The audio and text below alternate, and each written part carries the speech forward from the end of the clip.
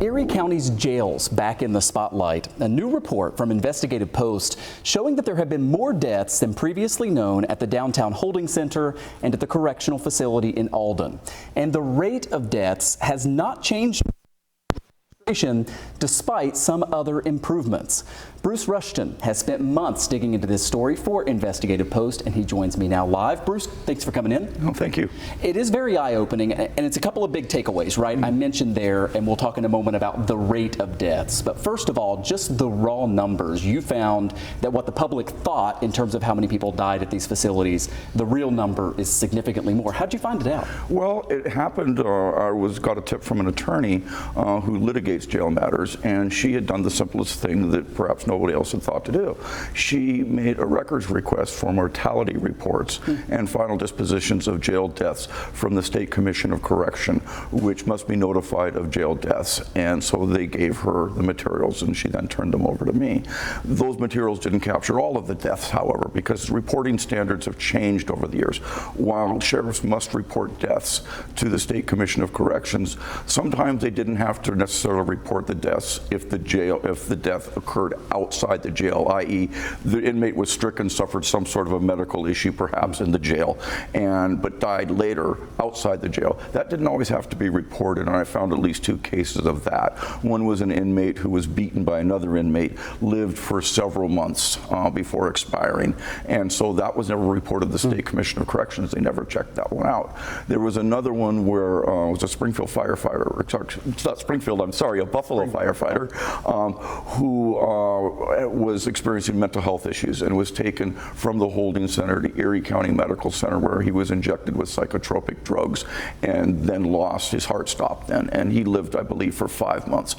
This resulted in a lawsuit against the jail and the county and the sheriff, also ECMC, but that was never checked out either by the State Commission of Corrections. So it was a combination of reading through media reports and sifting through these state reports on mortalities, and sometimes they didn't find anything was wrong. The oldest person was 94 who died, and he was up on assault charges. He had pulled a 38 from his walker and shot at somebody, but he died of natural causes. Those ones we're not so concerned about, but some of these other ones you might want to think about. And there's a full breakdown at investigativepost.org. Instead of 30-some deaths, there were 50-some deaths, and the rate hasn't changed from the old administration. Now, Sheriff Garcia would say he has made some improvements in the jail, right? Correct, he has. And one bright spot is there has not been a suicide in the jail since 2019. And suicides were coming fast and furious in the time frame of, roughly 2019, dating back about 10 years. And there was a significant number where folks were hanging themselves within 48 hours of admission, and oftentimes these were folks who were going through drug withdrawals, and you can kind of put 2 and 2 together.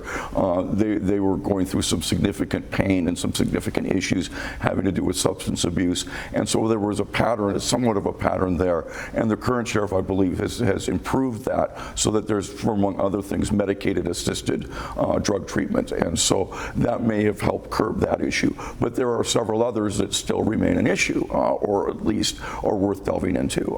One was the death in June of 2022 of Sean Riordan, and this had been previously reported on. A lawsuit has been filed.